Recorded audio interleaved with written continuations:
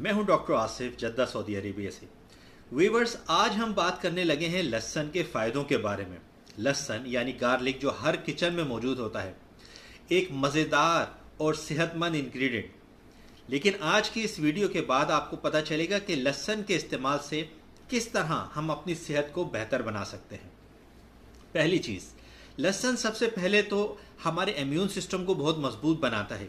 ये हमें बीमारियों से बचने में मदद देता है और हमारी बीमारियों से लड़ने में भी हमारी मदद करता है। लहसुन में मौजूद एंटीऑक्सीडेंट हमारे जिस्म को नुकसान पहुंचाने वाले फ्री रेडिकल से लड़ते हैं और उन्हें ख़त्म करते हैं। नंबर 2, लहसुन हमारे दिल के लिए बहुत फ़ायदेमंद है। इसमें मौजूद एलिसिन नाम का एक कंपाउंड हमारे दिल की हिफाजत करता है और हार्ट डिजीज़ को कम करने में मदद देता है। रेगुलर लहसुन के इस्तेमाल करने से हम अपने दिल को सेहतमंद और तवाना रख सकते हैं।